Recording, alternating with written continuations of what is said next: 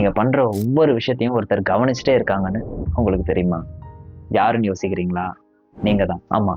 5 வருஷம் கழிச்சு வரப்போற உங்களோட ஃபியூச்சர் செல்ஃப் இப்ப நீங்க எடுக்கிற டிசிஷன்ஸ் அண்ட் ஆக்ஷனை வாட்ச் பண்ணிட்டு இருக்காங்க. அது உங்க ஒர்க்கை தள்ளி போடுறதா இருக்கட்டும், பேரண்ட்ஸ் கூட இருக்கும்போது மொபைல் ஸ்க்ரோல் பண்றதா இருக்கட்டும், 5 நிமிஷம் இருக்குன்னு ரீல்ஸ் பார்க்கறதா இருக்கட்டும், ஒரு தடவை தானேன்னு ட்ரிங்க் பண்றதா இருக்கட்டும், யாருக்கு தெரிய போகுதுன்னு நம்மள நாமே டெஸ்ட்ராய் பண்ணிக்கிற ஹேபிட்ஸா கூட இருக்கட்டும். இதெல்லாம் பார்க்கும்போது உங்க ஃபியூச்சர் செல்ஃப் ரொம்ப டிசப்பாயிண்டடா ஃபீல் பண்ணுவான். ஏன் இப்படி இருந்தோம், ஏன் இதை பண்ணோம்னு. ஏன்னா நான் ஃபீல் பண்றேன், காலேஜ் முடிச்ச 6 மாசம் கூட ஆகல, இதை பண்ணிருக்கலாம், அதை பண்ணிருக்கலாம், ஏன் இப்படி இருந்தோம் அப்படின்னு சொல்லிட்டு நான் ரொம்ப ரிக்ரெட் பண்ணிட்டு இருக்கேன். But every time when you take even a small step forward, ஒரு ஸ்கில் லேர்ன் பண்றதா இருக்கட்டும், உங்க ஃப்ரெண்ட்ஸ் அண்ட் ஃபேமிலியோட குவாலிட்டி டைம் ஸ்பெண்ட் பண்றதா இருக்கட்டும், டயர்ட் ஆனாலும் உங்க கோல்காக ஒர்க் பண்றதா இருக்கட்டும், இதெல்லாம் பார்க்கும்போது உங்க ஃபியூச்சர் செல்ஃப் சந்தோஷப்படுவான். நீங்க எடுக்கிற டிசிஷன்ஸ்க்கு தேங்க் பண்ணுவான். Remember one thing, that future version is being built by the choices you make today. So அடுத்த தடவை ஒவ்வொரு டிசிஷன்ஸ் எடுக்கும் போதும் ஆக்ஷன் எடுக்கும் போதும் உங்களை நீங்களே கேளுங்க, இப்ப இதை நான் பண்ணா என்னோட ஃபியூச்சர் வெர்ஷன் ப்ரௌடா ஃபீல் பண்ணுவானா இல்ல ரிக்ரெட் பண்ணுவானா?